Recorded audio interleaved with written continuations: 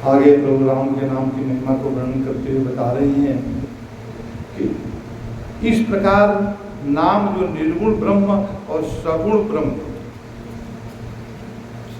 राम जो सगुण में राम है और निर्गुण ब्रह्म है, ये दोनों से बड़ा है नाम। देखिए इतने बड़े नाम को बड़ाई दे रहे हैं बाबा, तो हम लोग भी जो है नाम को महत्ता दें, प्रभु को अपने जीवन में नाम लेने के लिए कोई ऐसा नहीं है कि चिल्लाकर बोलो ये करो, नहीं, न कहीं पर भी है, सो रहे जग रहे, अपने मन में एक स्थान दें, नाम को देखें और आप इसको करने के बाद में इसका फल देखिए। कलयुग में इसका फल मिलना ही मिलना है, और बाकी चीज़ों का फल मिले व ना मिले, ये नाम का महत्ता का फल मिलेगा। तो यहाँ पर बता रहे हैं, कहते हैं कि यह वरदान देने वाले को भी वर देने वाला है राम का नाम। कहते हैं कि श्री शिव जी ने अपने हृदय में यह जानकर, ध्यान दीजिए, यह जानकर 100 करोड़ रामचरितमानस में से इस राम नाम को सार रूप में चुनकर ग्रहण किया। एक बार मैंने चर्चा किया था इसके बारे में, रामायण 100 करोड़ श्लोक जो है बाबा वाल्मीकि जी ने रचित की, 100 करोड़ श्लोक, और वो 100 करोड़ में जो है फिर जो है उसको बांटने लगे, जैसे चर्चा किए थे, बांटने लगे, तो बांटते बांटते बांटते बांटते ऐसे जगह पर जब आ गए कि माने 100 करोड़ से 3 भाग करने लगे, तीनों लोगों में देने लगे, तो इस तरह से तीनों लोगों में फिर कहे कि भाई इसमें बचा, उसमें 33 करोड़ बचा, 33 1 करोड़ बच गया, है ना। 1 करोड़ को बोले भाग कर दो, तो 33 लाख हो गया, फिर एक बचा 1 लाख, बोले इसको भी भाग कर दो।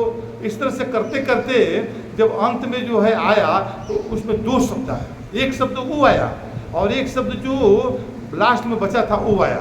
अब देखो उसको काउंट करते जाइएगा तो आपको पता चलेगा 2 शब्द निकल जाएगा उसमें। तो 2 शब्द जो है वही राम नाम बचा, राम, ये 2 शब्द केवल बचा, बाकी सब तो कहे यहाँ पर वाल्मीकि जी का कहना था या भगवान का कहना था कि ये 2 अक्षर भी अपने आप में पूर्ण है, ये जो है ये करोड़ों को जन्म दे सकते हैं। एक राम नाम का नाम 100 करोड़ जो है जपों से भी ज्यादा। तो यहाँ पर वही चर्चा आ गई।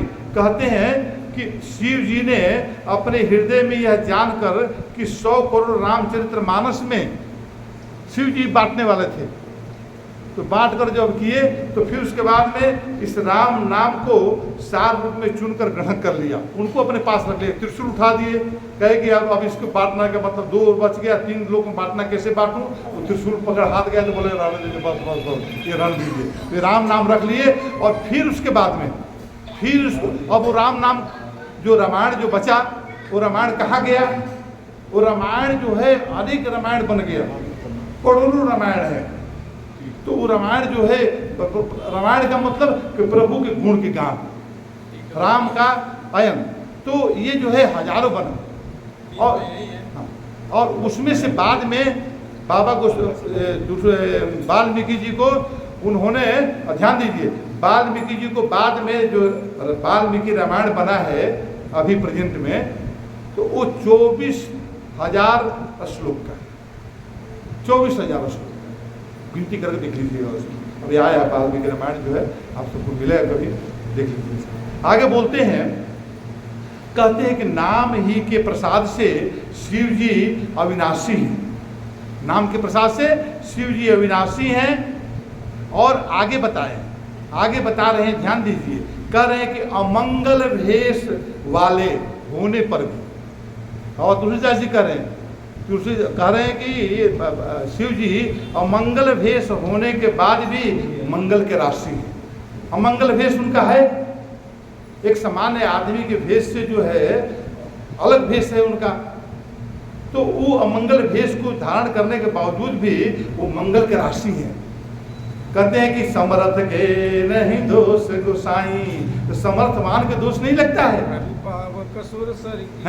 तो यहाँ पर जो बताए हैं कि सुखदेव जी और सनकादि सिद्ध मुनि योगी गण नाम के ही प्रसाद से ब्रह्मानंद को भोगते हैं।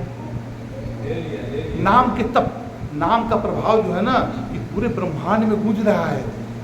स्वर्गलोक हो, ब्रह्मलोक हो, कोई भी लोक, मृतलोक हो, नरकलोक हो, ये सब जो है स्थित है तो राम के नाम के प्रभाव पर। जैसे गुरुत्वाकर्षण जैसे बनता है ना, पृथ्वी कैसे रुकी हुई है, तो ये सब नाम गुरुत्वाकर्षण जो है राम का नाम है। तो ये राम का नाम के प्रभाव से ही इस सारे जगत में सब कुछ स्थित है। हमारे जीवन में जो कुछ भी हो रहा है सब नाम का प्रभाव ही है। आगे बोलते हैं, कहते हैं कि नारद जी ने नाम के प्रताप को जाना। नारद जी ने नाम के प्रताप को जाना और क्या करते हैं कि हरि सारे संसार को प्यारे हैं, हरि को हर प्यारे हैं। और आप नारद जी हरि हर दोनों को प्यारे हैं। हरि को हर प्यारे, हर को हरि प्यारे हैं, और हरि हर दोनों जो है इनको नारद जी दोनों को प्यारे हैं। तो ये जो है नाम का प्रभाव है। तो कहते हैं कि नाम के जपने से ही प्रभु की कृपा की, नाम के जपने से प्रभु ने कृपा की, जिसने प्रहलाद भक्त शिरोमणि हो गए। आगे बोलते हैं कि ध्रुव जी गलानी से, विमाता के वचनों से दुखी होकर सकाम भाव से हरिनाम को जपा। ध्रुव जी, वो भी नारद भगवान उनको गुरु थे ध्रुव जी को। तो यहाँ पर उसके प्रताप से अचल अनुपम स्थान ध्रुव लोक प्राप्त किया ध्रुव जी, और नाम के प्रभाव से।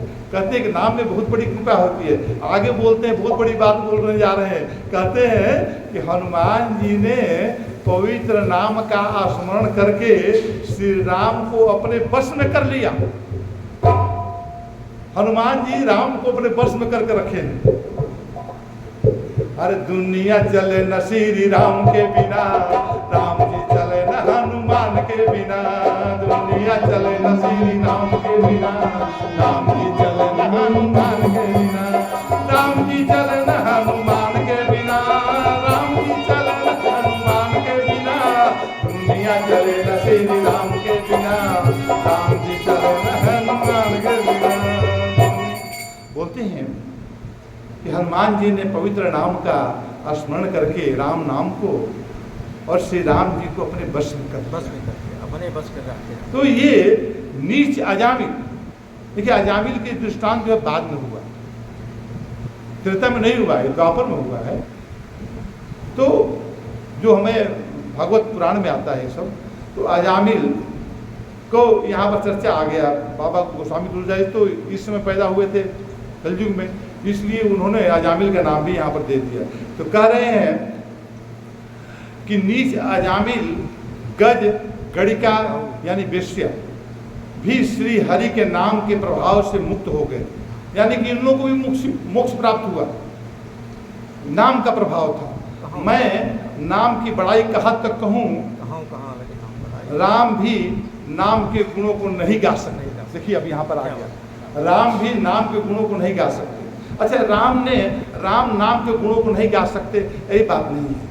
अब इसमें थोड़ा सा ध्यान से थोड़ा चलेंगे हम लोग, थोड़ा सा इसमें बीच में थोड़ा ले लीजिए 2 मिनट, तो समझ लीजिए कैसे राम नाम के गुणों को नहीं गा सकते। और यहाँ पर जो बोलते हैं राम तो सब कुछ कर सकते हैं, राम ब्रह्मांड नायक हैं। तो ये कहने का मतलब है कि राम जो साकार रूप में जो प्रकट करने हुए, एक जो है उसमें प्रकटीकरण में साकार में एक दायरा है और निराकार में कोई दायरा नहीं है। तो जब वही राम निर्गुण रूप में आ गए तो वो जो है सब सर्वसमर्थ हो गए। लेकिन जब वो आए तो इसी तरह से जितने भी अवतार हुए, 24-25-26 अवतार है, इसमें जो है प्रभु ने जो अवतार लिए हैं तो एक छोटे छोटे अंतराल में लिए हैं, और एक समय उसके जो है एक काल, देश, देशांतर, वस्तु, इसकी सीमा में ही वो अपने मर्यादा में रहकर उन्होंने किया है। इसलिए बाबा गोस्वामी जी कहते हैं कि राम खुद राम के गुणगान को नहीं गा सकते, कि राम का महिमा वो राम के साथ ही सीमित नहीं है। राम के पहले परशुराम हुए, राम के पहले और भी जितने हुए इस सब महिमा में थे। तो उनकी महिमा का गान जो है, मतलब राम ब्रह्म का रूप है, ब्रह्मांड नायक है, लेकिन वो एक सकार रूप में आने के बाद में वो एक श्रीमत्ता के कारण यहाँ पर बुद्ध जी कहते हैं कि वो राम के नाम की महिमा नहीं गा सकते, लेकिन यदि वो निर्गुण रूप में जब चले जाते हैं, जब हो जाते हैं ब्रह्म के रूप में, तो वो सब कुछ वही तो है। नहीं, कहने का मतलब तात्पर्य यहाँ पर यही है कि भाई देखिए राम की महिमा अपार है, अथाह है, अनंत है। तो अनंत